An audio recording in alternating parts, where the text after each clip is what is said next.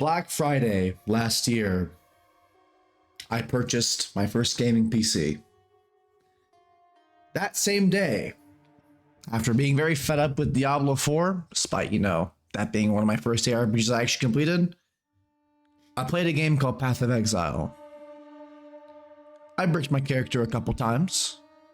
I think there's no way that no one hasn't done that.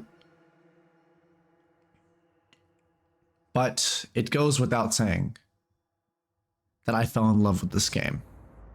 Enough to spend about, I don't know, $650 in the game on just cosmetics. And from what I hear, chat,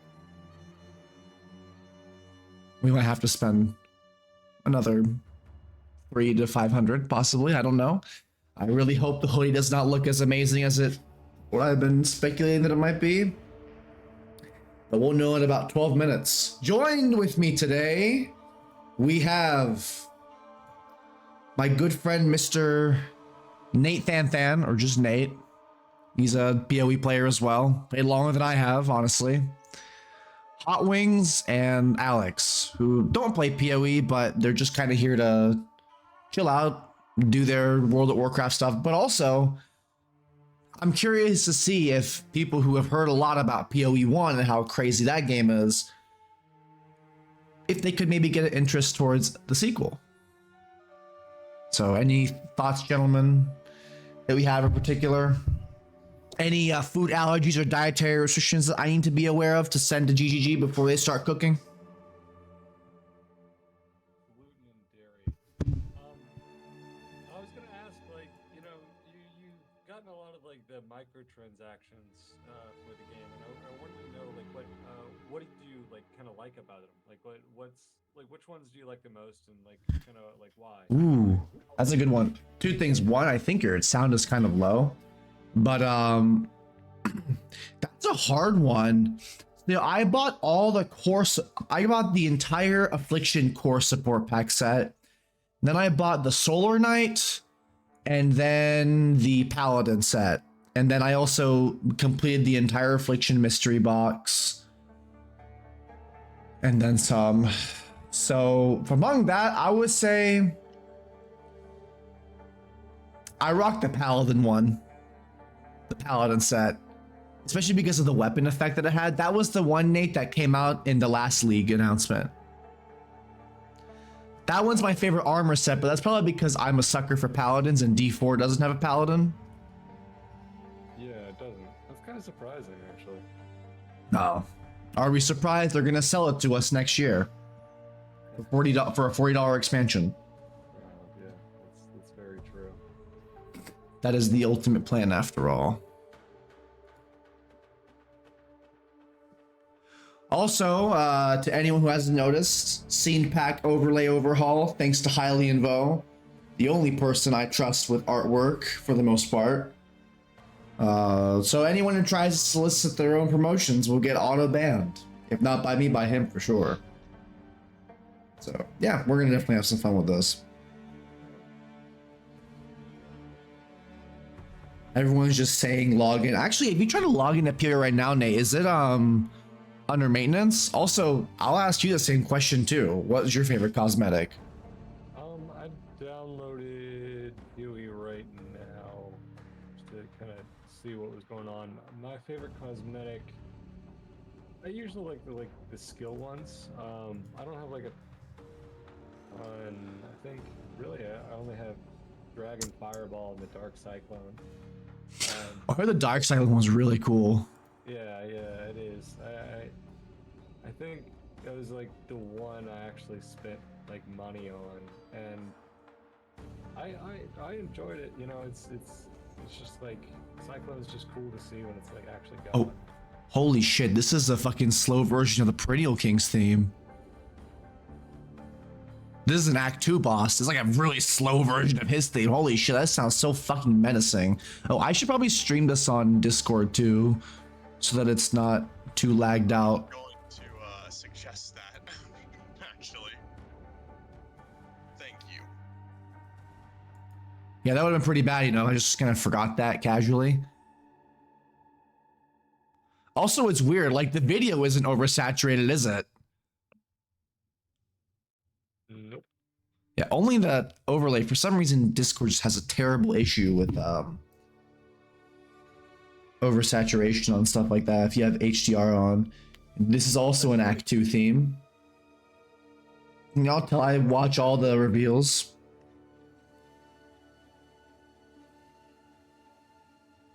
Hold on, let me test my mic real quick. Okay, thank God it worked the first time. Yeah, I guess a Highland, you really outdid yourself, man. Oh, and to those who are also watching, drops are enabled. You get some really mutated looking dual hands back attachment. They have these like little hand wings in the back of your character. They look disgusting and they look great. So watch for the stream, you'll get them. Oh, the GGG stream? Yeah, or I think even anything that's labeled Path of Exile 2 will qualify for that Twitch drop. Cool. Also, to anyone who hasn't fucking known about this, there will be new account linking procedures for Path of Exile 2 because of the whole thing they were trying to figure out with that. Because of account merging and crossplay. Is it possible to log in? All right, homie, I'm off to work. Have a good one. You too, Hylian. Again, thank you for cooking with the scene pack. Oh, we can log in right now? Yeah. Normally you can't. Interesting.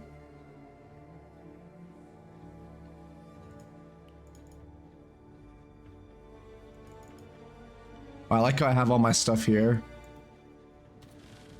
That wasn't there before. Oh man, you're 86 on the race league? Yeah, in the Calgary League, I am. I just started the Necro thing. Okay, they haven't released them yet. Well, I need to remember, how do I disable the Discord overlay again? I forgot about that. Buddy. No idea. Bro, this music is fucking demented. Oh wait, I forgot I have to do one thing. Streamer mode. Hi, Discord from screen capture.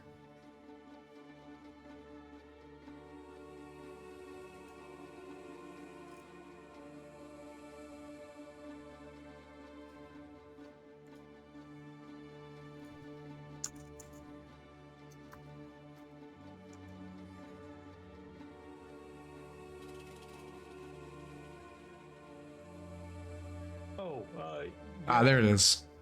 Fix speaking it. of like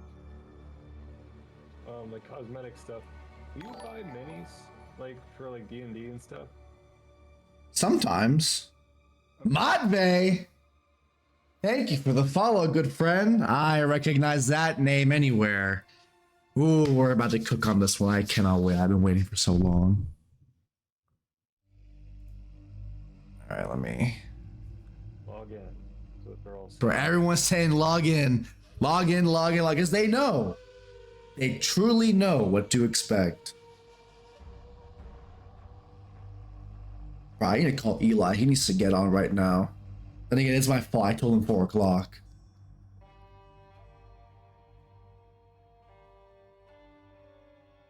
Let's see if he answers. If he don't, it's okay.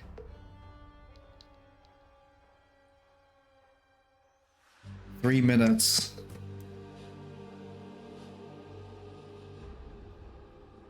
Oh, it's funny you mentioned like skill cosmetics. Your call has.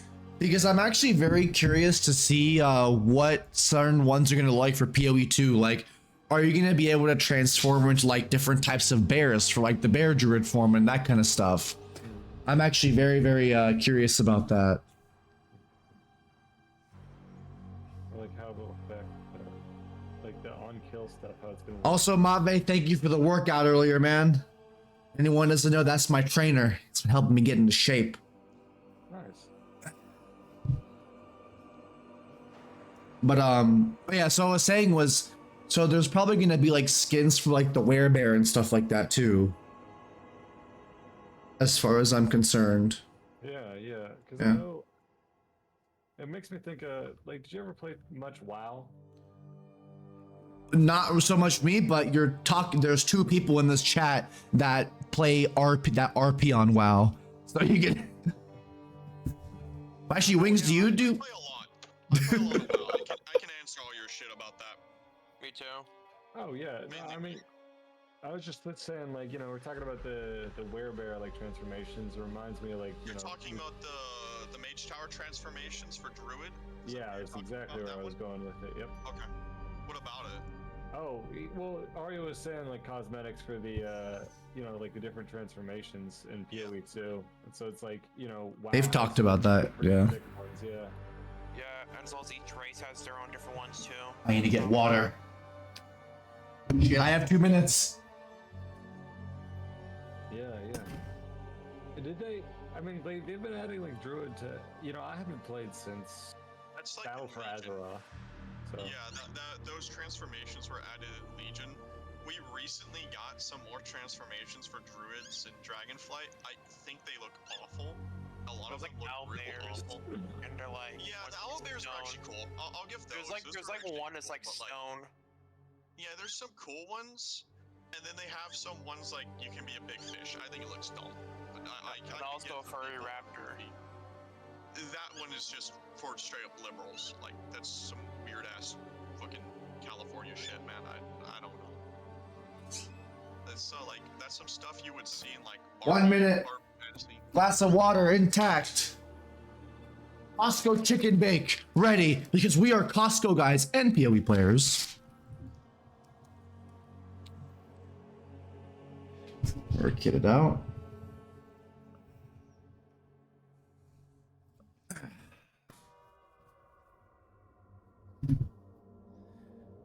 I'm gonna send this to my manager.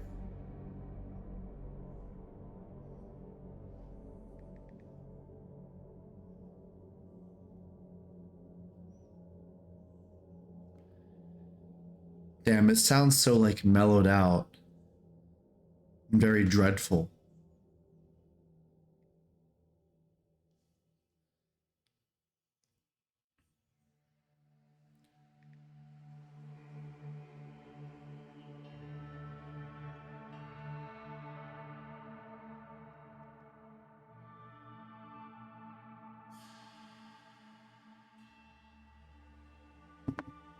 Five, 4, 3, 2, 1. Sir, just what are we facing here?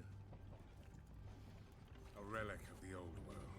Oh, a cutscene? We will only get one chance.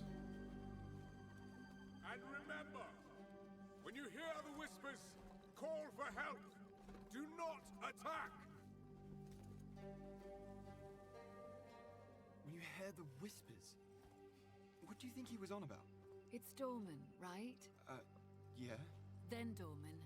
Shut your damn mouth. Ugh, why do I always get stuck with these rookies? Hey, the kid's got a mean cleave. Give him a chance. Quiet.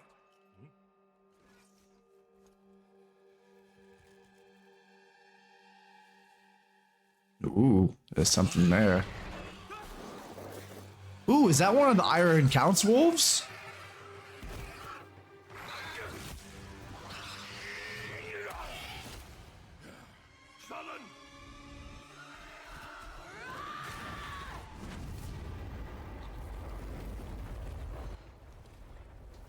To a crisp.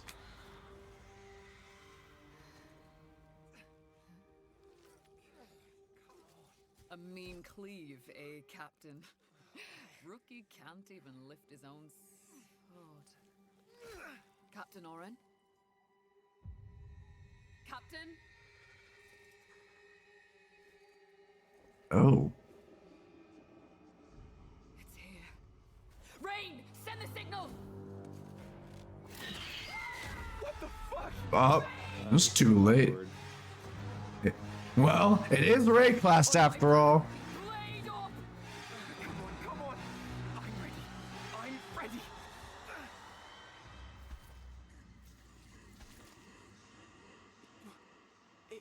It's a man. No, No. It's not.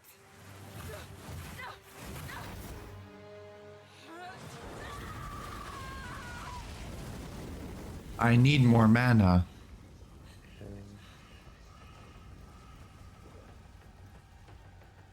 Run.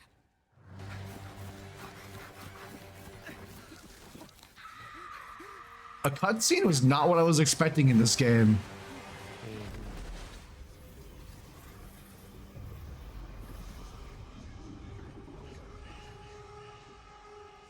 That's here to spook him.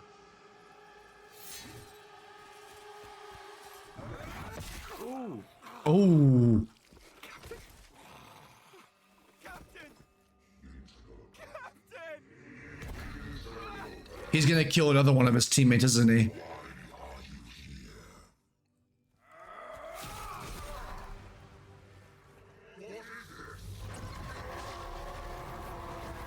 Oh, that's Geonor, the Iron Count. Oh. He's the main antagonist of the first, I think. He looks badass. On your feet, lad. Unless I'm mistaken. The captain, You'll be fine. Here. I already pressed that. He did a thing.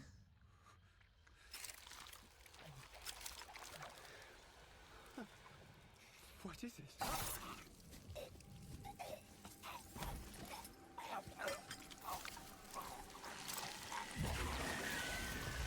Yep.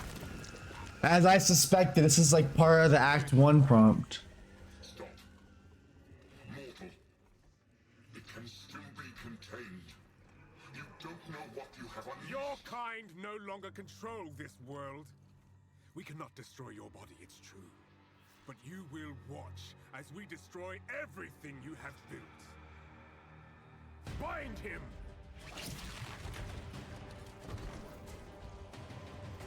Feed. Grow, my child. That's the beast in all the trailers. Like, as far as I'm concerned, in a lot of the game, you're chasing that fucker. A visual representation of those levels to this shit. Yeah, you're right.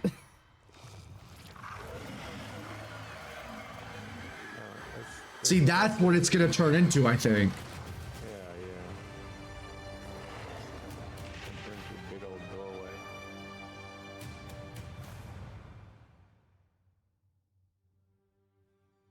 Hi, I'm Jonathan Rogers, game director on Hi, Jonathan. Path of Exile 2. Now, Path of Exile 2 is going into early access in around 2 weeks on December the 6th. But even though it's early access, this isn't just some small taste. The game is huge. In this live stream, we're going to be introducing everything you can expect. So without further ado, So let's ready. roll the gameplay trailer. Existence is a thing of beauty. Is that Doriani? But impermanent. Yeah, this is the Act 3 shit. Are mortal enemies, and yet bound to one another. The continuation of life must be protected at all costs. Some have said my methods are brutal. To this, I say, there can be no salvation without Sacrifice. sacrifice. Yeah, I think that's Doriani.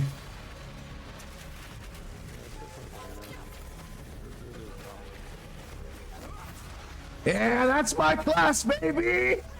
Or maybe Sorceress, I still don't know yet.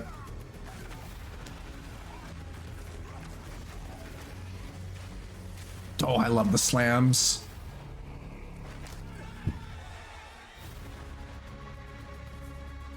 They made the skill tree bigger.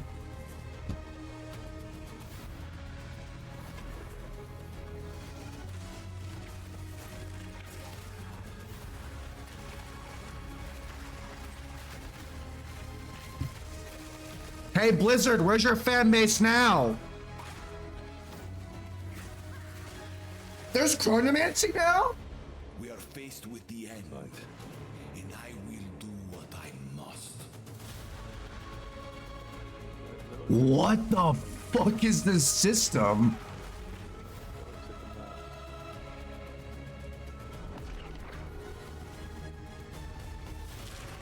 Oh, those are the ascendancies.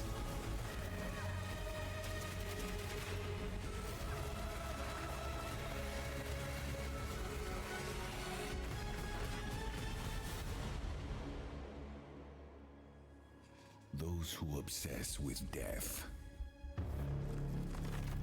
let them soon be acquainted with it. Hey, yo, what the fuck is that? Now, as you just saw, even in early access, Path of Exile 2 is a big game. It's actually been 5 years since we announced POE 2, and over that time we've revealed a lot, but it's been in bits and pieces. It's pretty hard to keep track of it all, so today we're going to do a full rundown of all the content that will be available at the start of early access. Classes, character progression systems, and for the first time, a full overview of the end game. This is going to be— Alex, what do you think of this so far? For 20 years, Rayclast has been free from any sources of corruption. The trailer looks fire. But the Count of Ogham, tempted by promises of power, intends to harness it once more. The dead are rising, monsters are mutating, and madness is spreading. Under the dark influence of corruption, the Count doles out sentences of death to any who would question him. This looks like what Diablo should have been like. This game is a love letter to Diablo 2. It looks like what it should be. And this is where you find yourself at the start of POE 2. Nominated for Game of the Year, by the Explore way. the dark forests of Ogham. Oh, Vessel of Hatred? I know. Yeah, that shouldn't have been nominated. It's okay, we know that reward doesn't mean shit anymore. No, don't fucking lag on me. Very desert. Oh, just like the Oh. And delve into the jungle ruins of Utsal, an ancient Val city. So I can at least hear it. There are challenges. Maybe I should reboot the stream. Tyson fight quality. No, people are saying that the Lost camps and treasures, roaming merchants, and of course, unique bosses. No two areas are the same.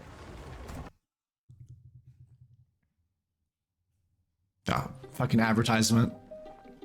Don't let student debt. It's okay. Refi. Maybe watching the ad will make Twitch be like, it's okay. Borrowers get an exclusive rate discount. Yeah, everyone is saying F because of the fucking lag. For the holidays, this is what you really get. Even the ads are fucking lagging. Holy shit. You'll love the deals on gifts, and more gifts for everyone. Wow. Save Wow. up to 60% off other retailers' prices every day. I'll have to watch this part of it or whatever later. I have to watch the whole thing later. But what you Probably. really get is priceless. Putting that on a lower Burlington, quality will make deals, it brands, consistent, maybe? wow. Does that make it better? No. Oh. Does that get better? No. Oh, they know there's technical difficulties. Okay, they're stopping it. Kind of crazy. See, I kind of applaud that. I guess I'm tweet? No. They just They know they're having difficulties, so they stopped. they accept that that it's cooked, so they're like, hold on, let us give it a moment. That's okay. Again, you're right. More respect on them for actually knowing that there's an issue with the game. Not with the game, but with the stream. I gotcha. They'll probably roll it back a little bit, or do you think they're just gonna reboot it again? They'll reboot it. Oh, they're getting DDoS with all the subs. That's what's happening. It's hilarious. That is so funny.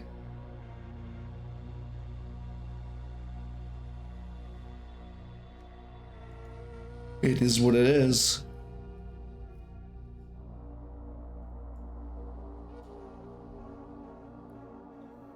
So everyone, day one server preview.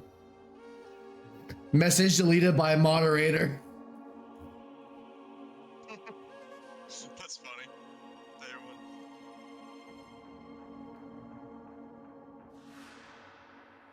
Hey, you know, maybe everyone will stop watching it and then we'll stay and we'll be able to see everything.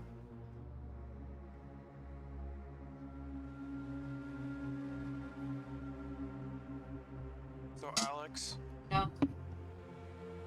I got 8 more of those 12 packs.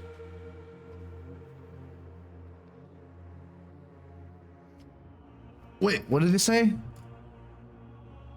That was just someone highlighting. Clicking back to where they were in the video. Oh, What are we facing here? okay, they're restarting it. Oh, never mind. Power and tends to harness. There are 21 active skills. Here it is. Okay. So this just scratches the surface of the options that you have. By endgame, you'll be dashing from pack to pack, spewing where you find yourself at the start of POE 2. Oh, they're fixing it up. Explore the Okay. dark forests of Ogham. Traverse the barren plains of the Vesteri Desert. And delve into the jungle ruins of Utsal, an ancient Vaal city. There are challenging monsters, hidden runes. Wait, you're telling me that if a company cares about people seeing everything, they'll actually fix it? And of course, Ain't no way. no two areas are the same. It That's falls to you impossible. to track down the seed of corruption, the source of all this devastation. On the way, you'll face fearsome monsters, meet strange characters, forge unlikely bonds, and uncover lost civilizations. But first, you'll need to pick a class. They're only getting 6 of the Early 12. Access will initially have 6 classes available. Let's have a look at them. The Monk is a fast and furious melee fighter. He dashes in and out of combat and has mechanics that involve building up and keeping momentum. Like all classes in POE 2, you'll want to use a wide variety of skills to mix and match different combos. To get new skills, you will first need to find skill gems. Using a skill gem will open the gem cutting menu, which shows all the active skills available in POE 2. You can choose an existing skill to level up, or choose to engrave a new one.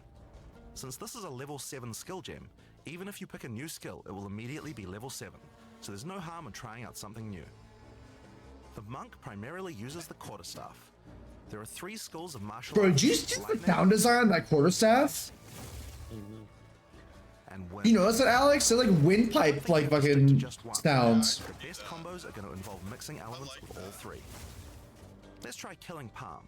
Like many monk skills, this can be used to quickly take advantage of a specific situation. If there's an enemy on low life, you can use Killing Palm to dash to them and kill them instantly. This will provide a power charge. Then we can use a different skill to consume that power charge for a much more devastating attack. The Monk also has powerful combo skills. Tempest Bell, for example, is a skill that places a giant resonating bell. Hitting the bell causes it to ring, dealing damage to all enemies around it. You can also do things like freeze or shock the bell, which will add elemental damage to the strikes. The Monk also has a variety of abilities to empower his staff. If an enemy is close to being stunned, you What's can use up? Staggering Palm to punch them down. After that, any attack you do will shoot out wind projectiles. Quite a bit, actually, to be fair. There are 20 So how would you compare the monks? saves, so this just scratches the This one surface of looks the a lot options that more you fun. have. I By remember playing endgame, the you'll be monk dashing from on pack to P3, pack, and I just spewing projectiles and obliterating screens of enemies with huge combo attacks. Witch Hunter class, I forget what it was actually called. Now, if you like a style of melee that's a little slower but hits much harder, then the Was warrior it is Demon for you. Hunter? He pounds the ground with big chunky attacks and can shrug off the hits of small enemies with large amounts of armor. Even though the mace slams are slow, you never lose control. Oh yeah, you can move the orientation of the slam. Dodge roll out of it at any time. I like that a lot. Among the skill option for maces, you will find a variety of slams, fire attacks, war cries. Bone and shatter, shield bone skills. shatter. That was one of my first Here, I'm builds. going to slam the ground, rending it apart with lines of fire. Any slam skill will then cause these fissures to erupt with lava. I can even run through them with a skill like Stampede to do huge amounts of damage. The warrior can also use war cries, which can empower your next skill. Seismic Cry, for example, will double any slams from your next attack. The Stampede counts as a slam, so I can double that for even more craziness. If you want to go a little faster and be a little more defensive, equip a shield. In POE, Oh, there's a you can block raise your shield mechanic. at any time to block all damage from the front, even spells. While holding up your shield, your stun meter will build as you take damage, so be careful. If it reaches 100%, your stance will break and you will be vulnerable. Like that. Some Like enemies that? also have unblockable attacks, which are indicated by this red flash. If you see one of these coming, be sure to dodge out of the way. That's really good. It's so Access subtle. to shield skills like shield charge, which allows But you you- to charge towards enemies and stun them.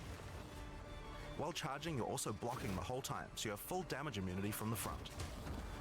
Ooh, I love that dash move. Some totems have built-in abilities like Shockwave Totem, which can be placed to stun nearby enemies and trigger aftershocks like those from the Earthquake. But you can also get Ancestral Warrior Totems, which allow you to use any slam skill in your repertoire.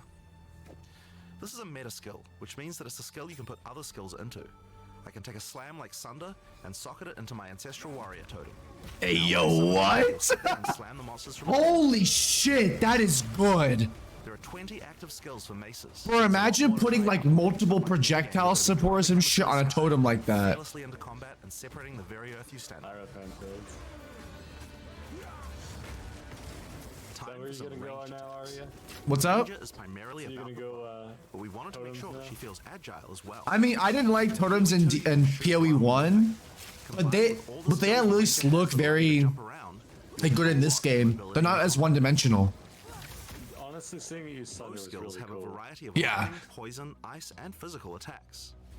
Lightning attacks bounce Ah, around Toxic between Rain. targets. That's the only You other can also skill I stick lightning need. arrows in the ground which explode when hit by the bouncers, or electrocute enemies to take them out of combat. Ice attacks allow you to slow and freeze enemies to keep them away from you. Using poison, not only can you slowly damage your enemies from afar, but also grow some interesting plants. With 21 bow skills and all the mobility and combo tools the Ranger has, you can take advantage of every situation. By endgame, you'll be creating hundreds of arrows, be they falling from the sky, bouncing around between enemies, or spraying out of tornadoes. You might have noticed in the bottom left of the screen that the flask slots look a little different. In PoE 2, you have one dedicated life flask slot and one mana flask slot. Flasks gain charges as you kill enemies, and typically allow you to heal 6 or 7 times if they're full. But that's not the only thing you can use charges for. Charms are a new item type that will automatically defend you from various debuffs or damage types. That is nice. Having trouble with getting frozen? Equip a Thawing Charm. When it's fully charged, it will make you immune to freeze for 3 seconds if you get frozen. To recharge them, just kill more monsters. My god. You can gain more slots for charms by upgrading your belt. That's good. The That's really Mercenary wields fun. a crossbow that can be loaded Oh, with Call of Duty different class. offering versatility, power, and mobility. All classes in Path of Exile 2 can be controlled with WASD, which makes this class play exactly like a shooter. For the crossbow, you will find skills that work like shotguns, Yeah, snipers and auto rifles. and even grenade launchers. But not only that, there are a wide variety of more interesting elemental ammos too. It's very fast to switch between ammo types, so long as you already have them loaded, which makes the mercenary able to combo abilities together for devastating effect.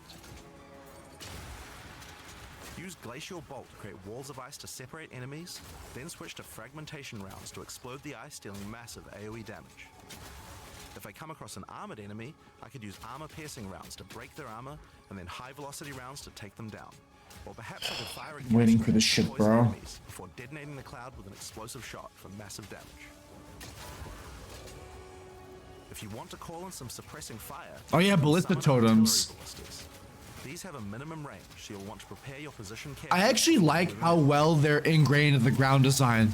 They don't look like they're just out of nowhere. 22 active skills for crossbows. By endgame, you'll be calling destruction down from the sky as you litter the battlefield with grenades and pepper your enemies with your automatic shotgun. Automatic shotgun is See, when your crazy. minions do the work, then the witch should be your choice. She can call forth hordes Oh of yeah, undead the monsters true to fight necromancer. while casting powerful chaos spells that debilitate her enemies. Occult skills are some of the most varied in the game, with skeletons, noxious spells, specialty minions, curses, and sacrificial magic. Before we talk about minions, we'll have to talk about a new resource in Path of Exile 2 called Spirit. This is a Spirit Gem, which allows you to pick from a range of persistent skills.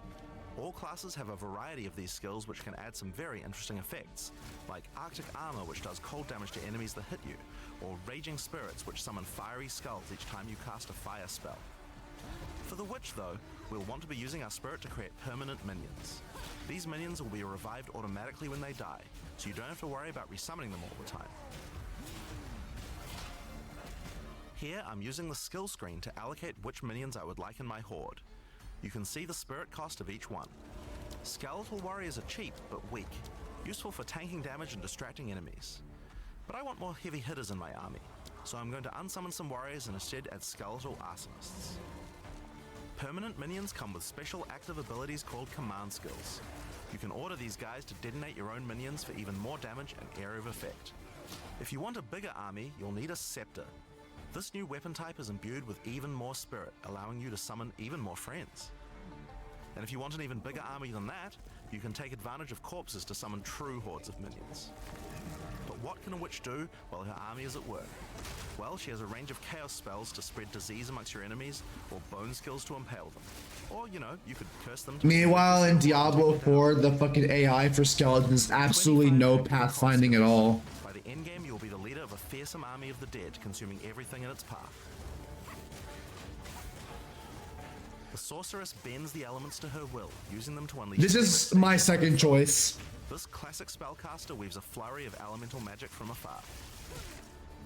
For a class I want to do. Everything you might expect and more. Fireballs, icy explosions, lightning storms, you get the idea. Each spell is unique and has many different ways to build and combo with others, even between different elements. For example, Flame Wall conjures a burning line that not only damages enemies, but also empowers all projectiles. Wait, all If you projectiles? place a wall and fire lightning sparks through it, they'll gain extra fire. It used to just be fire damage. What? To take advantage of the ability to automatically You notice the sparks also have fire on them, right? Special staff with bonuses to fire skills Looks like and elemental another with equilibrium's bonuses to gonna go lightning crazy. skills can really power up a combo like this. The sorceress can also take advantage of powerful trigger gems. Cast on Ignite? The cast on Ignite gem and use it with Firestorm. As you ignite enemies, a counter will go up in the top left corner. When it's full, a Firestorm will automatically be cast at the enemy that was ignited. That's There are insane. 25 active elemental skills. By endgame, you'll be firing off projectiles left and right as you rain down elemental storms on your foes. Every build's gonna be a Now, those are the characters that will be available at the start of early access. But we will be adding 6 more character classes with just as many skills and options as these. There's a lot more to come. There's one more important thing to mention about skills. Even though we talk about them as belong to each class, in reality there are no You can do all of them. restrictions. You can use all these skills on any class so long as you have the attributes. For example, a poison ranger might want to try out using occult curses to increase her poison damage, or a monk might want to trigger elemental ice walls to use with his glacial cascade combo. The possibilities for cross-class combos are practically unlimited. We're looking forward to what kind of things you guys might find. We still know nothing about ascendancies. Known for build customization, and we haven't even scratched the surface of what is possible yet. So let's talk about support gems. Path of Exile 2 has a system of support gems that can be combined with your active skills to dramatically change the way they work. If you find a support gem, then right-clicking it will open up this screen. Here you will find a variety of recommended support gems for each of your skills that you can pick between. That's nice. That actually can give you a This is a recommendation. multiple projectile support gem and can be used to add multiple projectiles to any skill. Normally, when you fire a grenade, it'll look like this. But if we add multiple projectiles, then you get 3 of them. Once you have the gem, you can also freely move it between any of the skills on your character. If you want to have a multi-shot sniper rifle instead, then simply move the gem over to your high-velocity round skill. What the fuck? Generally speaking, if it sounds like a support gem should work with a skill, then it will work. So it's a good idea to experiment.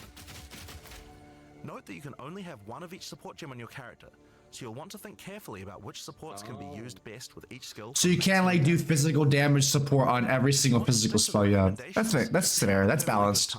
But if you want to experiment a bit more, then uncheck that recommended button and you can see the full list of supports that will work with your skill. There are I'm hundreds of glad they support gems to show what choose from, works and even we don't know the results in that of way. most I mean, of these POE 1 does too, but this is like a really nicer way of doing it. socketed into it. no, it's And much if you're nicer clever, this you can way. come up with some pretty interesting ideas. Now, all of this is just scratching the surface. You can make frost vortexes, break people's armor, make minions explode, make skills repeat, make enemies set each other on fire, cull enemies, or pin them to the ground. Supports that you drastically change the behavior of your skills, Yeah. your own unique build, or at least follow someone's OP build guide. So, speaking of builds, let's talk about one of the most iconic Path of Exile systems. Alright, let's hope the they release passive the skill passive tree. skill tree. Yes, it's huge. There are over 1,500 nodes on there. Now, a lot of people open the tree and can get a little intimidated at first, but try not to be scared. There are lots of options, but at its core, it's pretty simple. Each level you get 1 point to put into the tree. Each class starts at a different location, but they all share the same tree. Around your section of the tree, you'll find relevant bonuses for your character. You should be safe in the knowledge that there aren't many wrong choices here. Almost all the starting nodes will be useful for your character in some way. But if you do happen to make a choice you regret, you'll be able to respec any nodes you've taken by spending a little bit of gold. Hopefully it costs less than how it is in Settlers. Now, the tree is generally divided up into clusters which have similar themes. In each cluster you will find small nodes that give simple bonuses like increased damage, but the real power comes from notables. Notables normally have much more interesting bonuses, and they tend to care a lot more about how your build works and what skills you're using. For example, in the mercenary area of the tree, this one gives a 25% chance for crossbow skills to not consume a bolt. And here's one that gives grenades a chance to blow up a second time. That's crazy. This one gives a chance for projectiles to rebound off terrain, as well as giving you some pierce chance to make that more likely. Note that even though this is in the mercenary section, this would work with projectiles from all classes, so there are often reasons to go to different areas of the tree. In order to get between these clusters, you will generally have to allocate nodes in the attribute highway. Oh, you can choose them now. Nodes allow you to pick which attribute you would like to use. So nice. You're not Very forced to easy get points for pick? any attribute that your gear might need. Looks You like can it. change which attribute these nodes give you for half price at the respec vendor. Oh, thank God.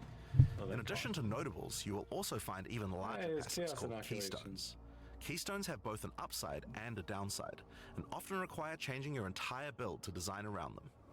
A great example is Giant's Blood, which allows you to wield two-hand weapons in a single hand, but doubles the attribute requirements. What the fuck Use a is two-hand that? mace with a shield, or even dual wield them. Dude, that's crazy. Yeah, I hope you like your You shit could set. dual hand? How about Mind Over Matter, which makes all damage go to your mana pool first before your life pool, but you lose 50% of your mana regen. Skills like these can be tough to build around, but if you're up for the challenge, they can be very rewarding. I want to do that dual wielding two-handed weapons. Swap between weapon Dude, sets you on the gotta do fly a as you strength use stack certain and build for skills. that. That'd be sick. One of the new features in Path of Exile 2's passive tree. Oh, this is actually really important. I've seen As you this. switch between weapon sets to take advantage of specific bonuses on the tree.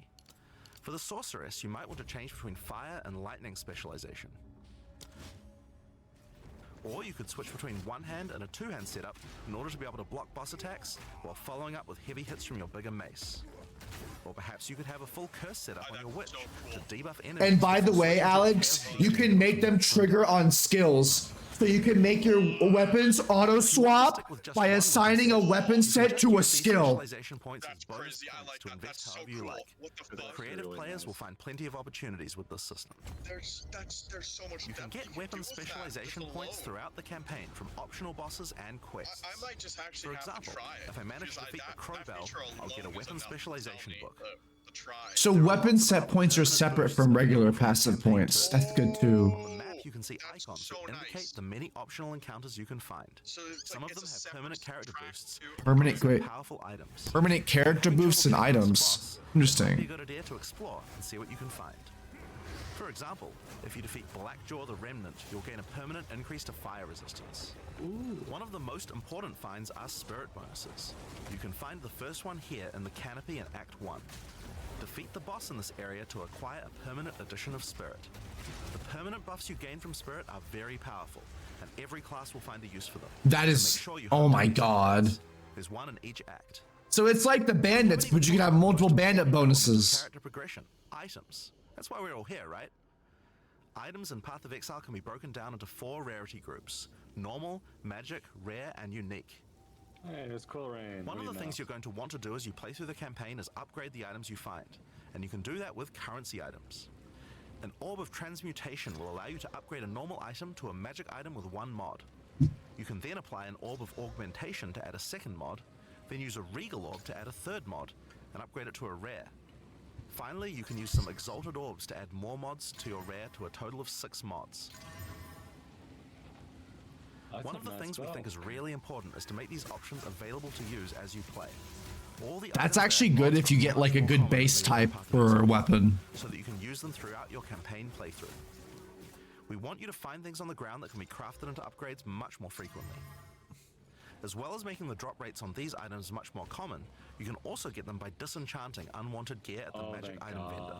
If you disenchant magic items, you can build up to an Orb of Transmutation, and by disenchanting rares, you can build up to Regal. Hey, look, that's what Chaos Orbs look like. Another important area of crafting items in PoE 2 is sockets. Some items you find will have sockets that can have Ezomite runes placed in them that add more mods to the item. What? If I insert this glacial rune into my helmet, it will give extra cold resistance. This is a great way to what the your build, fuck? or damage. It's like the fucking Diablo 2 gem system, To the salvage bench in town to but work it's towards actually good. This will allow you to add sockets to your existing items. Nice. Body armors and two-hand weapons can have up to 2 sockets, while the rest of your armor and one-hand weapons can only have 1 socket. You can also salvage items with quality to create items like armor scraps or whetstones. These will allow you to increase the quality Oh, of your that's items good. for up to 20% boost. If you don't want to disenchant or salvage your items, you can always sell them for gold. Gold can be used to buy items from vendors, and we've tried to do a lot to make sure that the items they have for sale are actually useful. Every time you level up, they get more stock, so make sure to check back often. That's good. The stock Other vendors scales. offer a gamble. Pay a flat amount of gold and Oh, you get a Lamau. item of a Just specific like King's March. This could be a great way to improve your gear, if you're lucky. Gold is also used to respec your passive skills. Take advantage of this system to experiment with your tree and rework it as required. The other thing you might want to use gold for is the currency exchange. Hey, This Elbow, allows what you are you to doing exchange here? currency items with other players on an open market. Nice. In They exchange brought for a that small from bonus. King's March. Now, all items in Path of Exile are freely tradable. We never bind anything to your character, except gold. Now, most gear in Path of Exile 2 is randomly generated, but there's another type that isn't. Uniques. They are especially rare, each with a handcrafted set of unusual mods which can dramatically change a character's build. They're not just better rare items, they can do much stranger things that can fundamentally change. Those are weird. That's what we... Corpse Wade will make any corpses you run through explode into clouds of poison. The Sands of Silk is a body armor that changes your dodge roll into a blink, morphing you into What? sands as you teleport past your foes. That's cool. And of course, some uniques are just pure hits of dopamine, like Quill Rain, which just turns your bow attacks into full auto by doubling your attack speed. Each unique is something that you can build your character around. We try to make sure that most unique items have a potential use at endgame, even if you find them early on. And as you can see, I every can't single build unique around item those comes with boots custom art boots. to match. The last character progression system that you can do Ooh, during I've been waiting to hear is about this. Ascension. Starting in Act 2, you will come across Ascension trials, tests that you must complete to unlock your Ascension class. We'll explain these trials soon, but first let's take a look at what Ascending can do for your character. Each class has access to 3 Ascendancy classes, but at the start of Early Access, only 2 per class will be available. That's fine. Ascendancy classes are unique to each character class, so choose wisely. They can drastically affect how you build your character. As a sorceress, you could become a Stormweaver, a master of the elements. Tempest Caller causes... Bro, Alex, tell me not to do sorcerers, man. With Strike twice, you can stack Oh. 2 copies of Shock for more damage. Fire. And going deeper into the tree, you can make all your damage types apply Shock. Make a Shock... Yo, with your what? skill. Jock is good. You could become a Chronomancer and command time itself. I'm done. She literally has the ability to stop time with time. I'm done. Not only that, but she has many other time manipulation abilities. Using I'm done. Temporal Rift, she can teleport back to a previous location, resetting her life and mana back to what it was. Or with time Yo, Stone, that's she like can reset last all her Epoch's, cooldowns, cast all her spells what was it? The Volatile Reversal. Choose What's between up? The Warbringer or the Time Titan. Snap is gonna be so good. The Warbringer channels the might of his ancestors to gain tremendous power. You reset all of your Answered cooldowns Core, when you use you it. can Yeah. summon ancestral spirits linked to each of your Well, totems. PoE usually likes to avoid doing cooldowns. You can encase your body in a protective layer that absorbs all damage until it breaks. Warcaller's Bellow allows you to explode the corpses of your enemies. And with Great Wolf's Howl, you can ignore the cooldowns of your war cries. Oh my god. Excuse me? The Titan class is all about hitting big. With Earthbreaker, every slam is a chance to create an aftershock. With Crushing Impacts, every hit becomes a crushing blow, which will allow you to stun your enemies with ease. With Surprising Strength, you can take advantage of stunned enemies to deal 40% more damage. Just dual wield me As do a that. ranger, you might choose. No, to what do you use mean? your Dual wield expert two hands marksman can take with that control of shit. style. Yeah, you just With endless munitions, every attack gains an extra projectile. nice. With Gathering Winds, she gains a small increase to movement speed with every attack. But be Yeah, careful, she loses them when getting hit. With Eagle Eyes, she will never miss, allowing you to stop wasting all those passive That's points on it. ridiculous. Ooh, that's actually That's cool. You ridiculous. could become a Pathfinder, the master of flasks and poison. She can choose from one of several throwable Well, that's concoctions, kinda weird, allowing her to because spend her not- flask charges to throw explosive bottles that deal various types of damage. A bleeding concoction will make your enemies bleed. Oh, while a she gets the fulminating one will concoction shock your built. enemies, allowing you to do extra damage. Contagious Contamination allows her to spread poisons between her foes. That's while incredible. overwhelming toxicity That's doubles the phenomenal. number of stacks they can be infected by. Running Assault allows her to move much more quickly while firing, while Relentless Pursuit makes her totally immune to being slowed by enemies. The Witch can ascend into the Infernalist or the Blood Mage. As an Infernalist, she can summon a loyal Hellhound companion. Infernal Sets Hound. enemies on fire, as well as taking a percentage of the damage if the Infernalist gets hit. With Pyromantic Pact, you can turn your mana into Infernal Flame. As you cast more spells, the flame builds up, and if it overflows, you'll take damage. Using Bringer of Flame, you'll want to make sure you keep the flames topped up. While your Infernal Flame is above 30%, all damage from you and your minions will ignite enemies. She can also transform into a literal demon. Oh my In demon god. form, she takes an increasing amount of damage, but her Og casting was damage right. grows rapidly as well. So if you're planning on transforming into a demon, make sure you stack a lot of life recovery. She can also become a Blood Mage, a master of life and energy. All Blood Mages must pay the price of making skills cost life as well as mana, but in exchange, every monster they kill will drop life remnants, which allow them to quickly gain back that life.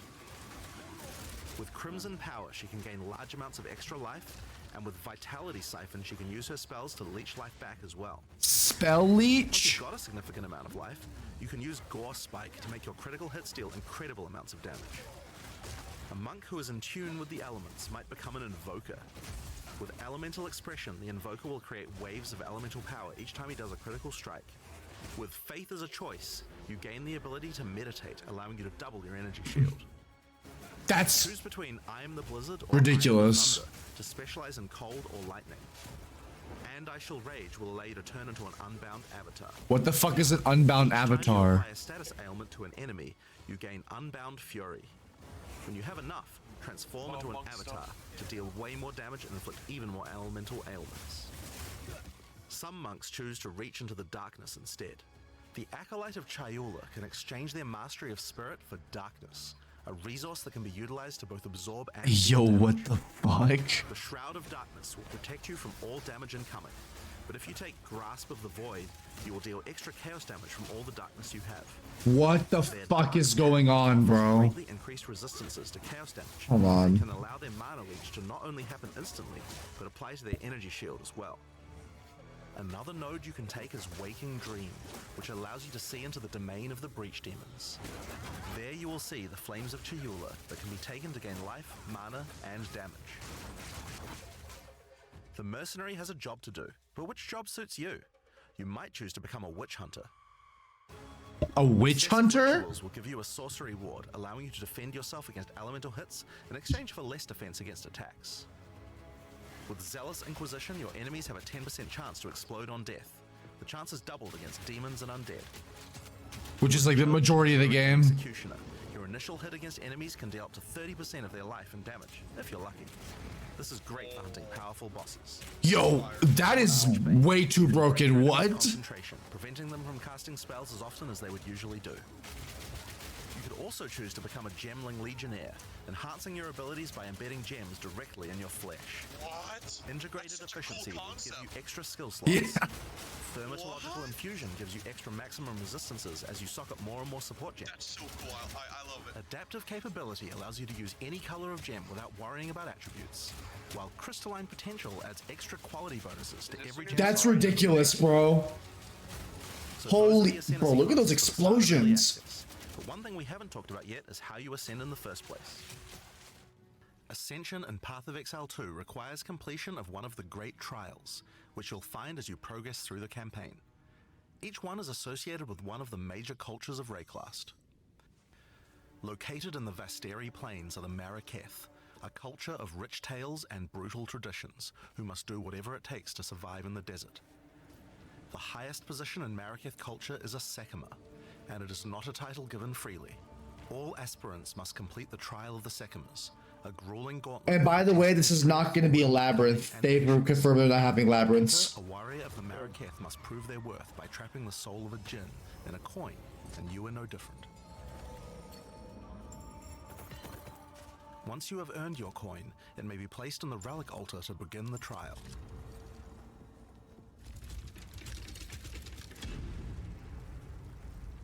In the Trial of the Sekimas, each room has its own challenges to overcome. In this room, each rare monster you kill will send its blood to the chalice in the center of the room. Once the chalice is filled, you will be able to proceed. While fighting monsters in the trial, you will need to be very careful. Each hit will not only hurt you, but will damage your honor. The monsters are well telegraphed, so that you can avoid their attacks, but if you run out of honor, you will fail the trial and need to find another coin in order to try again. That's going to be annoying. You are well prepared before challenging the Trial of the Sekimas. After each room, you will be rewarded. In this case, you have been given a key that can be used to unlock chests later in the trial. Once you have claimed your reward, when there's a silver key, there's a silver door. Choose how you wish to proceed. Which challenges would you like to face, and which rewards do you want to claim? Some rooms are more dangerous, afflicting you with debuffs that will persist for the entire trial. For example, entering this room will afflict you with Spiked Shell that will cause all monsters in the rest of the trial to have 50% increased life. You will want to take care if you choose such a path. There are many different challenges and rewards as you journey through the trial. Deadly traps, waves of monsters, and strange artifacts will test your honor. As you progress, you'll be able to gain boons from the djinn, which will help you on your journey. For example, the Sekima's cloak will revive you once if you die, giving you a second shot at a run. That's good. One of the rewards you may find is Sacred Water, an extremely valuable and treasured resource to the djinn and the Maraketh. Trading it with the djinn will allow you to receive many benefits. You can recover honor, gain additional boons, or remove a... Wait, how did they say you lose honor again? By taking damage? Find a powerful boss which will truly test your limitations.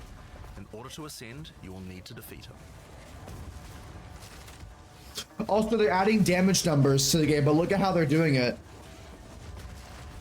They're doing it like Dark Souls Elden Ring style. Boss, you've earned the right to ascend. So it doesn't remove immersion from the game. You have found may be used to open the various treasures in the vault at the end of the floor.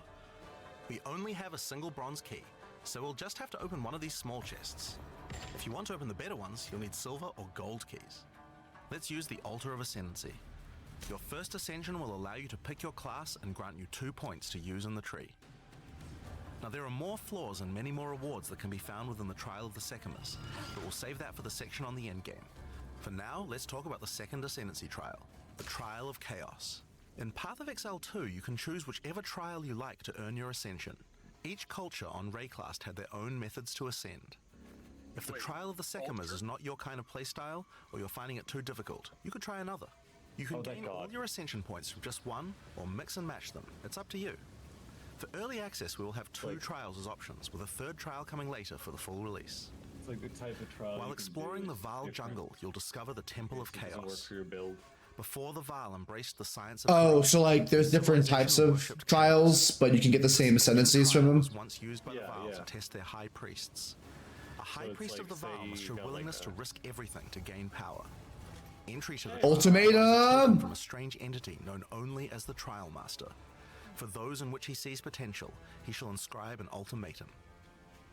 Many have attempted these trials in search of greatness. Most have perished. Will you be able to defy the odds? Such a good league mechanic. The Trial Master will offer you a reward and a choice. Choose one of 3 tribulations to affect you through the rest of the trial. These modifiers might beef up the monsters, curse the player, or add environmental hazards like turrets or trap runes. In this case, we will be picking shocking turrets. Any laughs at your face when you lose. The Trial master will fill it with hazards to test your commitment. In this case, you must destroy all the monsters that fill the room while dealing with the lightning projectiles from the shocking turrets. That is such a good transition.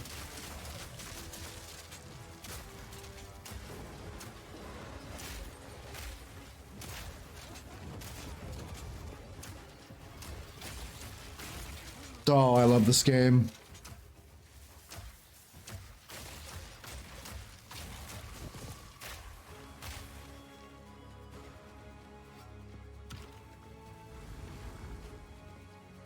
After each room, you will need to make a choice. Take the rewards you have earned so far, Or go further. double or nothing. Increase your rewards. Gambling, gambling, gambling. Each You like stipulation gambling? you add is minor on its Alex, you own. like gambling? They quickly stack on top of each other and can become Things you like gambling? Let's go gambling! Oh, There are many types of chambers in the trial. Each will test your resolve in different ways. This one simply requires you survive for a certain amount of time. Another requires you to escort the stone idol to the level as elevators full of monsters descend to attack you. Stop the payload. Should you be able to get through the first 3 chambers, you will face your first boss. The order of the bosses is random, and combined with the tribulations you have selected, the fight will never feel the same. After defeating the boss, you may claim your rewards. Of course, there are the items, but you also gain the right to ascend.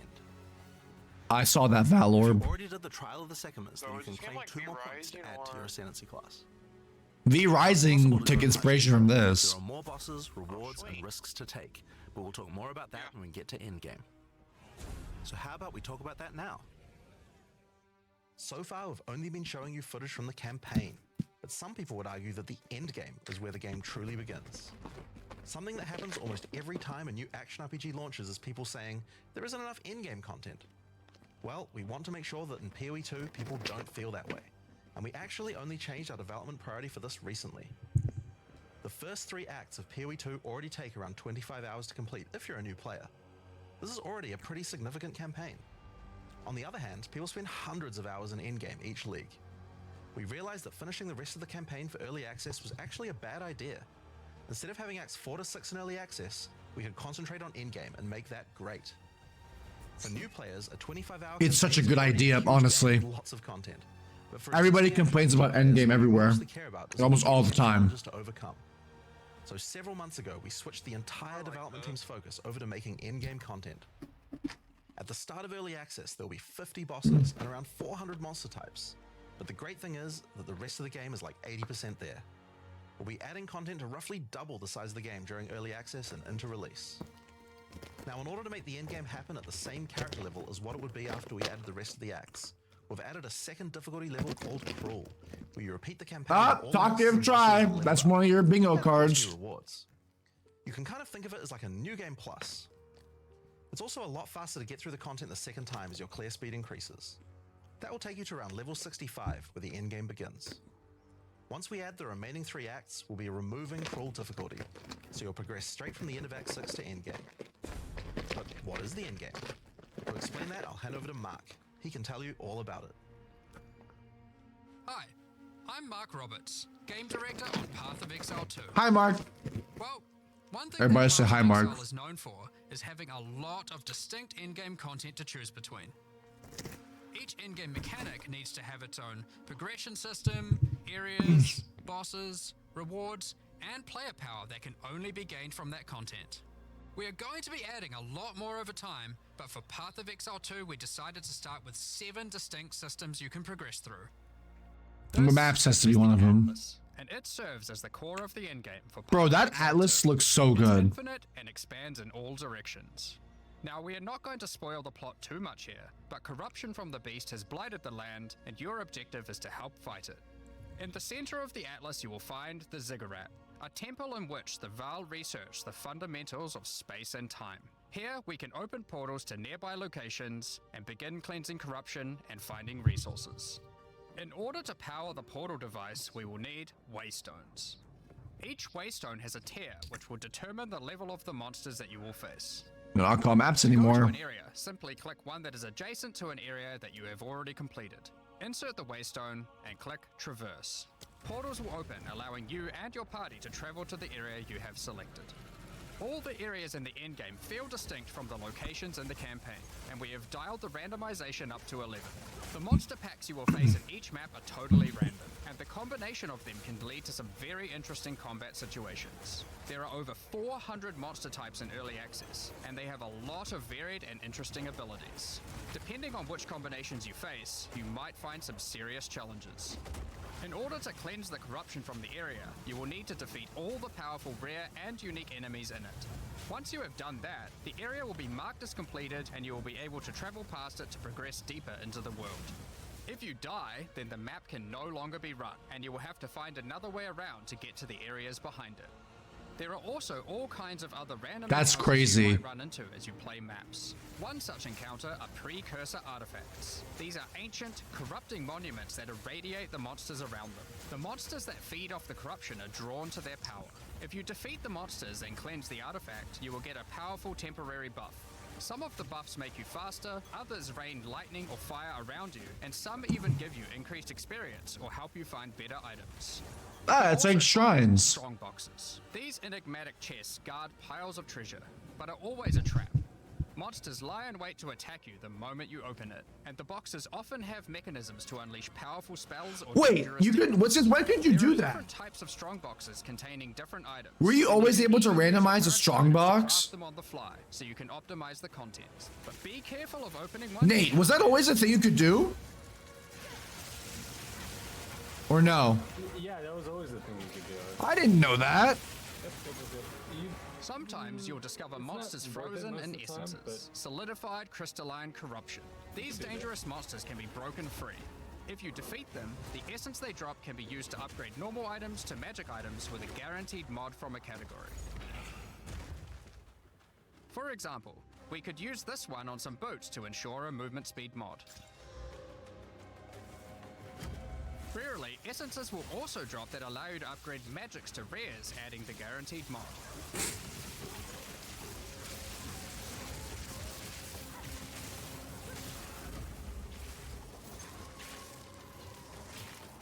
This is incredibly powerful. Guys, I changed my mind. I think I'm playing Sorceress. Crafting projects.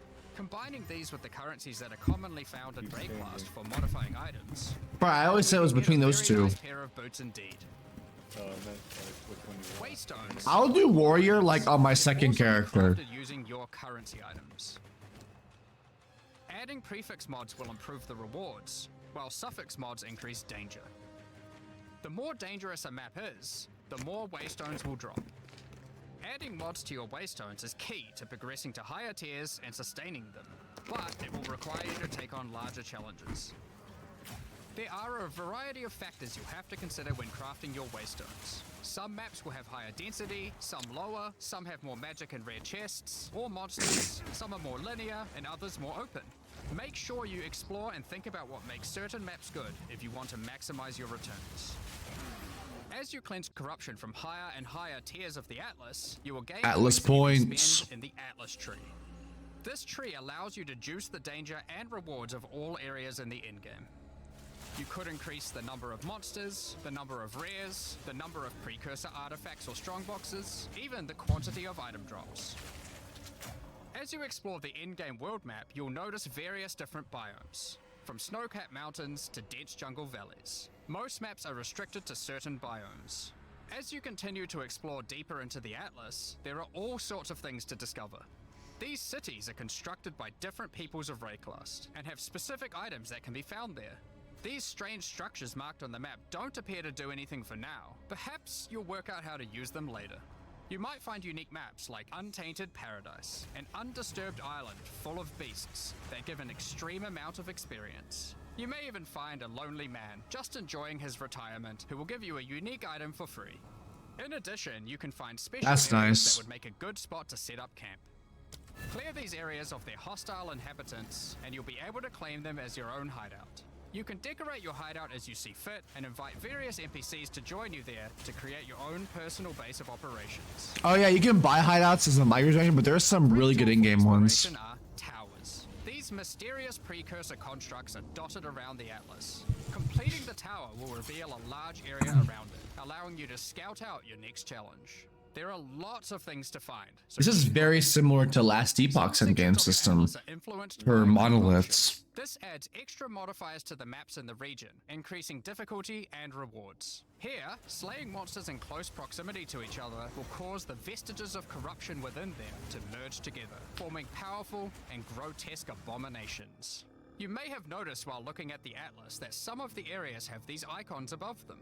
The icon indicates that the area contains some kind of special encounter. This icon indicates that the area has a powerful boss. Because only 1 in 4 maps contain a map boss, we are able to make them very powerful and very rewarding. These bosses come from the campaign, but have had their difficulty increased with changes to AI and some of their abilities. It's worth noting that because you can see where the bosses are, you can choose to take them on or avoid them. If you do choose to hunt bosses though, then you will be rewarded with special points for the boss hunting section of the atlas. Interesting. The points here will allow you to specialize in boss killing, giving you much greater rewards for defeating them. For each different type of content in the endgame, we are adding specialized trees in order to make it so you don't feel the need to respec your points when you change between different types of content. We will be showing you 7 of these by the That's end like of this from presentation, Necropolis where you have multiple atlas trees. Bosses are not the only icon you will see on the atlas. Let's take a look at one of the in-game systems, Breach. If you played POE 1, you might be familiar with Breach. For POE 2, we have created sequels to several POE 1 leagues. While the mechanic is familiar, the monsters, bosses, rewards, and progression are all new. A breach is a tear in the fabric of reality. Opening it will allow you to see the demons and otherworldly monstrosities that lie in wait on this other plane of existence. By Hey, look, ball engaging the lightning. breach, you'll create a bridge between their world and Rayclast. In order to keep the breach open, you will need to kill the demons that pour forth. The faster you can kill the monsters, the more monsters you will fight, and the more loot you will find. You can also find clasped hands that will open and drop more items if you run over them. These can be a good boost to the rewards of the breach, so keep an eye out. One of the rewards that you may find while fighting monsters from Breach are tablets. Tablets are special items that can be used with precursor towers to add more encounters to the atlas. Breaches will drop breach tablets. Clicking on a completed tower will allow I like guarantee you to get that mechanic. areas within range of the tower. This makes That's all really content in strong. the atlas self-sustaining. Want to do more breaches? Find the tablets, add them to your towers, get more breaches, getting more tablets. Soon your atlas will be covered in otherworldly domains. In addition, like all items in PoE, you can craft them. Use your currency to add mods to your tablets, allowing you to upgrade all the breaches in range. Tablets can have up to 2 mods. These mods do things like adding extra rare monsters, extra clasped hands, or even monster density of breaches, allowing you to keep them open longer. Often you will find multiple towers near to each other with overlapping areas of effect. This can allow you to really juice the mechanic by stacking the mods from multiple tablets. In your fight to hold the breach demons at bay, you may want to use the powers of their world against them. Each in-game mechanic always has player power that Oh, you only baby. get from that mechanic, and Breach is no different. In Breach you will find catalysts, items that can increase the quality of rings and amulets by improving specific mods. You can also find Breach Rings, a special base type that can have its quality improved by catalysts Oh, they're not 50%. corrupted. In They're this not case, corrupted. you could create a ring Thank with God. 170 life. But you Breach could rings can corrupt become them. some of the strongest 170. giving you some good motivation to face the demon hordes. In addition, each in-game mechanic needs to have a pinnacle in-game encounter. While killing breach monsters, you may find breach splinters. Collect enough of these and you'll be able to create a breach stone. Using a Vaal technology called the Realm Gate, you can use your breach stone to access their domain and bring the fight to them. In this twisted domain, you will find nothing but a single massive breach. Triggering it will reveal hordes of breach inhabitants. Bro, this is so cool.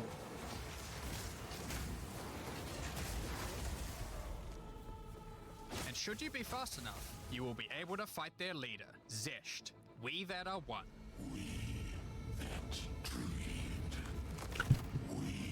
Bro, look at that entrance animation. Yo, that shit is creepy. Holy fuck. He's got big hands for wings.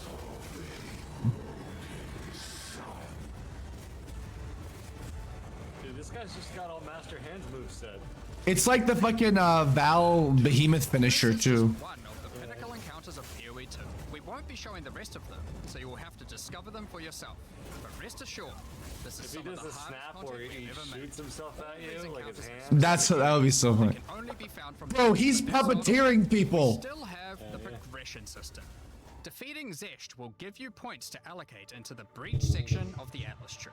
Allocating these points will make breaches and the breach domain even harder, but will give you more rewards. The small nodes will increase the difficulty of the twisted domain, while the large nodes have more specific bonuses.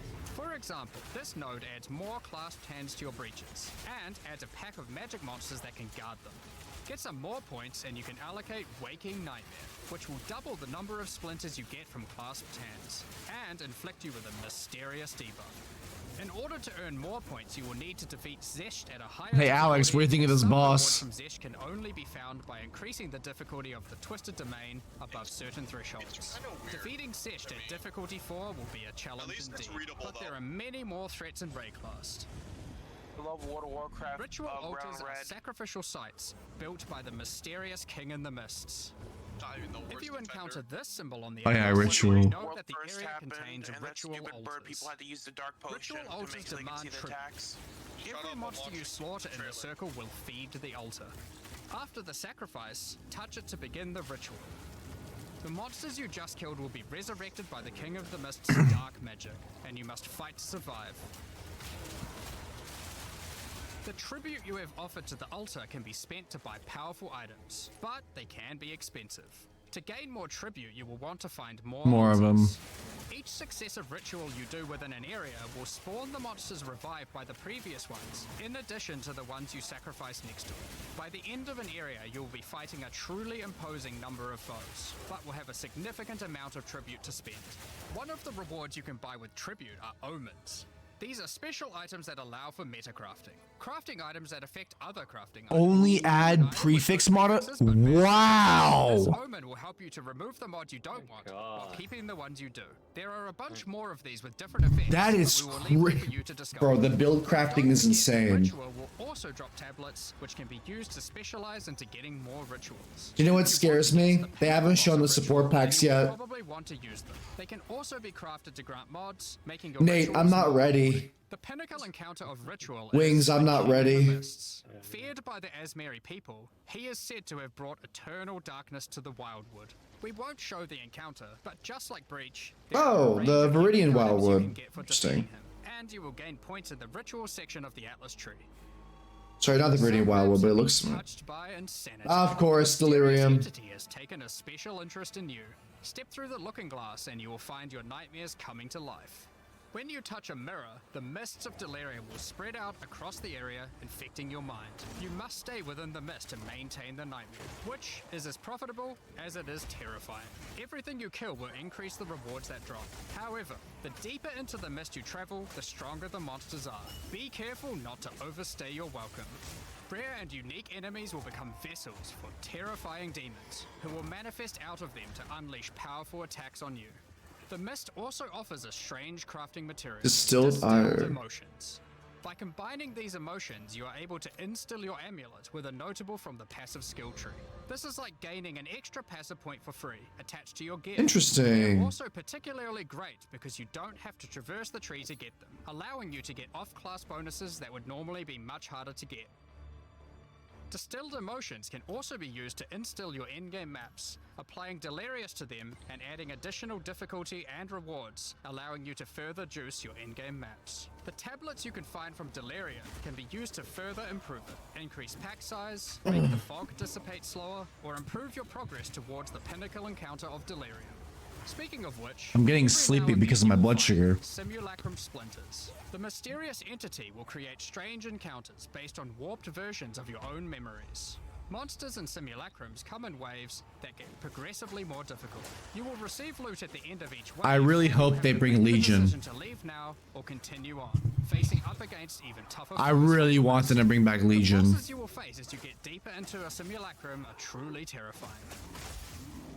If you can complete a simulacrum, you will gain points for the Delirium section of the Atlas skill tree. Nah. Next up, we have Expedition. Occasionally, while clearing corruption, you will encounter these Kalguran settlers. The Kalgurans have discovered ancient burial sites with lost Verisium artifacts, and they want you to help dig them up with Are they still alive? explosives. The Kalgurans have marked What, the locations where Kalgurans? relics can be found. Yeah. Place Why wouldn't they explosives be? as best you can to dig up as many this as shit's possible. 100 years later. There is No, just 20. one problem. Oh, it's Corruption 20? has brought the corpses of their ancestors to life, so you might have to do a little cleanup before you can reclaim But them. even still interesting. So you know how King's March is a thing in POE 1, right? The city we built. That's an Act 4 town in this game. The destruction of which will further anger the restless dead. Each one you blow up will make the subsequent monsters more powerful, but also more rewarding. Danig, Oh, Faustus? Fujin, I hope and so. Brennan will exchange the artifacts for useful items and runic magic. You can also find tablets to increase the number of expeditions and the rewards. My boy Faustus better This be one there. increases the radius of explosives, while this one increases the number of remnants you will find. Eventually, you might discover a logbook. These are special maps full of buried treasure and relics. Where's the wrong Essentially, crafting? one giant dig site. Nah, where's the Valdo's puzzle box? Here, you can Void your characters now. chain of explosives and go through a very high number of remnants. But be careful. Many remnants have mods that can really brick your build, so you will probably want to avoid these ones. If you add too many remnants, you could easily make the encounter harder than you can handle. There are all sorts of interesting things buried under the ground in logbooks. You might find dripping caves and hidden pirate caches, but the most powerful encounter is Olroth, the ancient undead commander of the Knights of the Sun. Defeating him will grant you unique rewards. What was that as well as entrance points to send to animation? the expedition section of the Atlas tree. That was Those cool. are the in-game systems on the Atlas, but we are not done yet. The trials we talked about earlier have much more content when you get to endgame too. Just like the other endgame systems, they also have progression mechanics, unique rewards, and player power that can only be gained from them. As you get higher level coins for the Trial of the Sycamores, you will unlock more floors to explore. Each floor has its own challenging rooms and a floor boss that you will need to kill.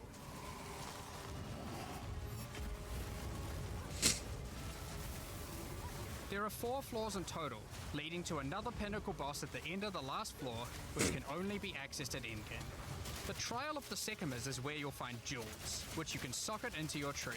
These are like passives that you can craft with your currency items. That shit They is can be really fucking powerful immaculate, as they I swear to allow you God. stack modifiers that may not be easily accessible on the tree normally. This jewel gives lightning damage and shock chance, for example. There are quite a few jewel sockets on the tree, so it's possible to gain a lot of power here. There are also other types of jewels that don't provide any bonuses themselves, but affect Yeah, other thank God passives they're on not them. too far. This jewel increases the effect of small nodes and radius by 25%. With careful placement in the tree, you could get a significant Oh, wow. amount of power from it. There are also unique jewels available with very interesting effects, but you will have to find those for yourself. Yeah, I know, In Mark. order to push further into the trial and uncover the secrets of the Maraketh, you will want to take advantage of its progression system, relics. Relics are items that can be placed in the relic altar as you start the trial. They give special bonuses that affect the trial, making it easier and increasing its rewards. Of course, you can craft these with your currency items, making them even stronger. If you can complete the entire trial overcoming all 4 floors, the final boss will reward you with one of many unique relics. These relics will be consumed when used on your next run, but can reward you with unique and powerful items. For example, this is the Last Flame. If you use it, you will have only 1 honor for the entire trial, so you will need to do a completely hitless run. How? How do you do a hitless run? Also extends into the endgame. As you gain inscribed that's how you get ultimatums of original higher and higher sin, levels, so- the number of chambers that you can go through increases. In true Val style, this allows you to take even more risks for even more rewards. At endgame, you can progress through up to 10 chambers with 3 Bro, bosses imagine on something like that in a Valdo's puzzle box. It's like, if you die, your character is sent to the Shadow Realm. The Trial Master will tempt you with items of the Val Empire, such as Val Orbs. Val Orbs are powerful crafting items that corrupt your gear with random mysterious outcomes. Corruption prevents an item from being modified further, so it has to be the last step of your craft, but it's also the most impactful one. For example, if you use one on your body armor, it might add a new powerful enchantment, or it might re-roll up to half of its modifiers.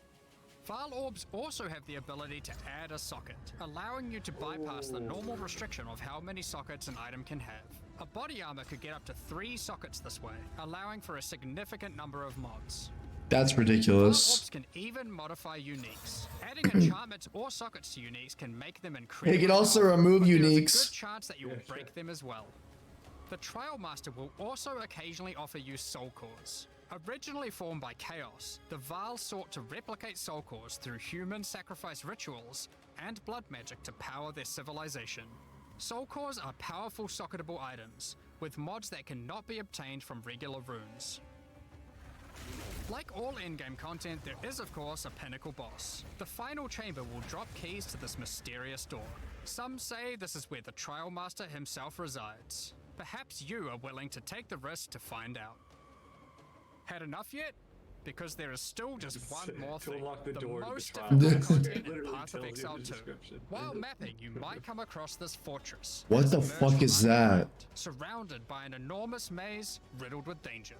Is the maze preventing something from getting in, or something getting out? This fortress is of ancient origin, and its construction has By the way, this is I think 8-person or 6-person co-op. It is clear from the entrance that there are 3 keys required to enter. So Alex, you can literally play this with us. To the fortress in order to seize the power they believe will be inside. Each of the faction's leaders have managed to get their hands on one of the keys, so you will need to defeat them. Each faction is led by an Uber Act boss. You can see one of them inhabiting the city, but in order to fight him, you will first need to defeat Oh yeah, this the boss is lieutenants in the crazy. adjacent zones. Be careful. If you fail against either of the lieutenants, or to kill the leader, they will move on, and you will need to find them again. Kill all the Uber bosses and you will gain access I to knew the it. fortress. We aren't going to spoil it, as we can't wait to see you guys attempt it for the first time. But is there a tree you get points in after killing it? Of course there is. This is Path of Exile. There is always another tree. So these are your challenges for POE 2. As you can see, this project is crazy huge. Way better And than it's- even we expected when we It's started out. still even the How start. do you gain access? Well, during early access, you'll need a key. Yeah, Our baby! existing POE supporters who have spent more than $480 will be giving you guys a key for the PC version for free. Anyone else who wants one can get I one by purchasing qualify. one of the new early access supporter packs that have just been released to the store. I qualify. If you just want early access to POE 2, then you can get a key in the $30 Name. early access pack. The pack also comes with $30 But I'm gonna points still to get spend more in the shit. store. But we also have a variety of other supporter packs filled with exclusive microtransactions, points to spend in the store, and even physical items. Those are so The expensive. cosmetics can be used right But- now in POE 1 and in Path of Exile 2 in early access. Here's the starts. thing you have to remember though. Most of this footage has been recorded in Path of Exile 1, Um, since that's where you can use them immediately. The Lord of Alex, Ogham supporter pack the way is these a work combat is arm set with you the get- Lord of Ogham himself. So if you pay There's also for a the matching set, back attachment, which has an alternate you variant get that of amount the in full microtransaction points too. Also in this pack, You get the exact amount. formed of the rusted armor of the The- fallen soldiers in the Vale of What's up? and the offspring of a vicious cobra.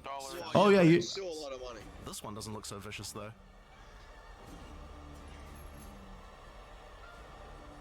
On top of that, you'll receive the Iron Count's Y-hander to apply to your one-handed or two-handed swords.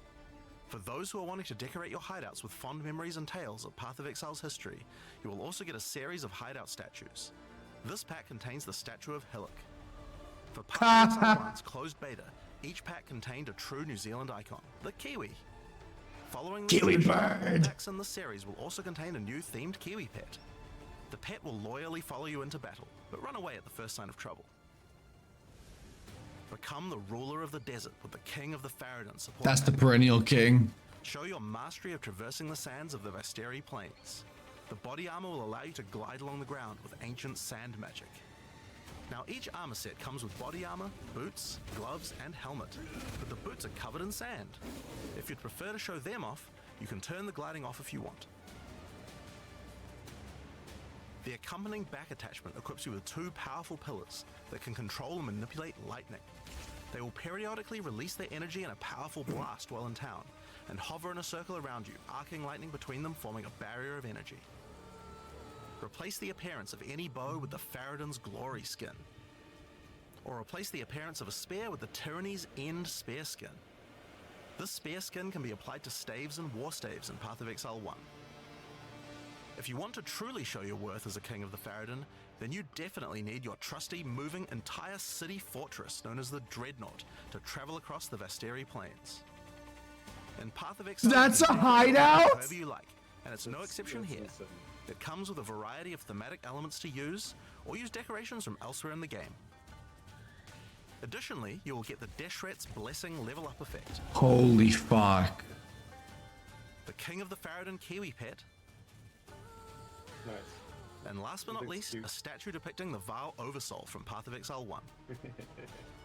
For those who don't know how supporter packs work, each pack comes with all of the cosmetics from the previous tier, so you'll get all the items from the Lord of Ogham supporter pack as well. The Thaumaturge of the Val supporter pack features an armor set and back attachment themed around the Val and their pursuit of science and progress.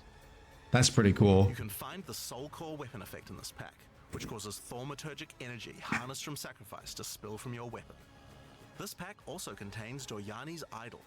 It replaces the default appearance of any foci to an ancient relic once used by Doryani, and this can be applied to shields in Path of Exile 1. That's not the only Val weapon you'll find. It also contains the Wand of the Thaumaturge skin, and the Royal Sacrifice Dagger skin. You wouldn't think to put sacrificial gems on a Kiwi, but the Val did. Thaumaturge of the Val supporters will receive the Thaumaturge of the Val Kiwi I love all the Kiwis. and the Statue of Dominus. This is also the first pack in the series with a physical item. When purchasing this pack, you'll receive a Path of Exile 2 logo I'm t-shirt. done. But if you don't want one, you can opt out and return for additional points to spend in the store. Becoming a Warlord of the Karui supporter will grant you an armor set and back attachment adorned in jade carvings and iridescent feathers resembling power. Enough to even impress the ancestral gods, specifically Tukohama, the Karui god of war. Overkill, you say? I think the Karui people Yo, disagree. that finisher Why not effect. drop a gigantic totem on rare enemies you slay to crush them to a pulp. Replace your crafting bench in your hideout with the Ancestral Canoe crafting bench, where Ancestral Chief Mata will summon a giant canoe manned by Karui warriors to aid in your crafting desires. We must all start somewhere. You'll also get a pair of weapon skins.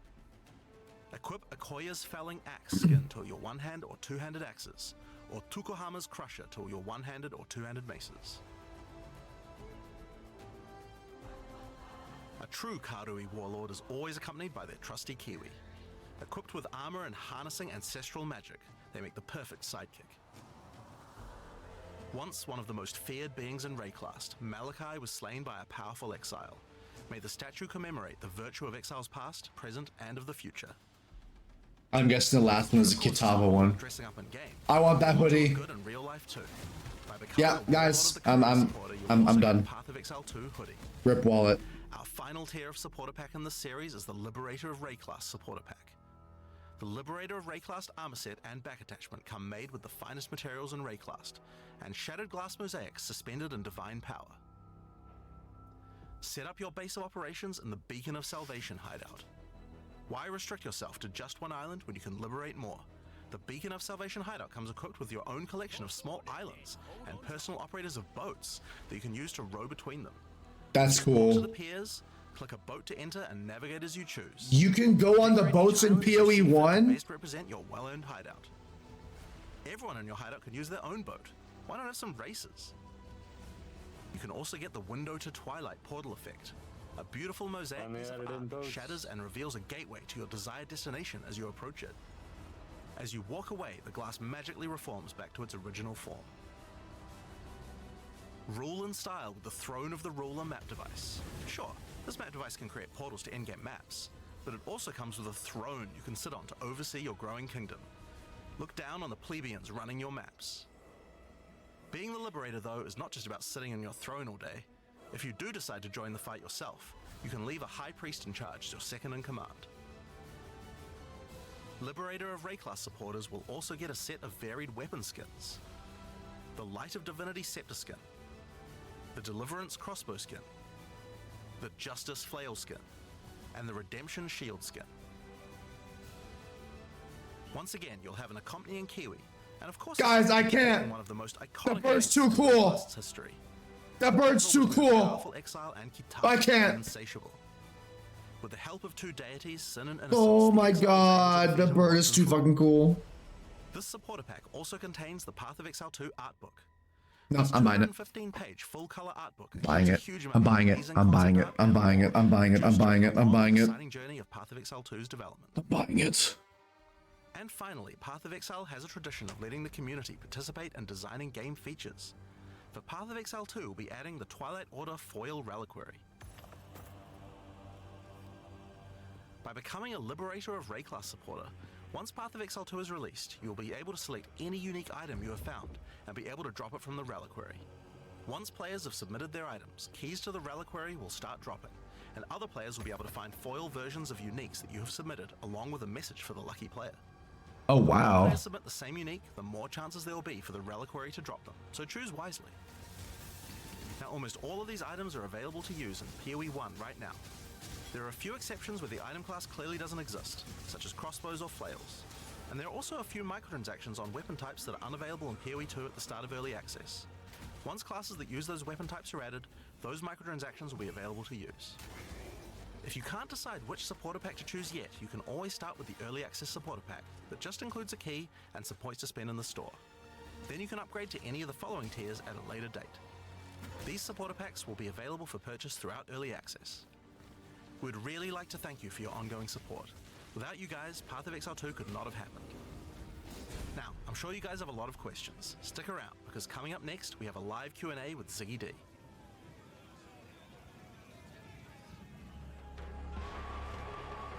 That was amazing.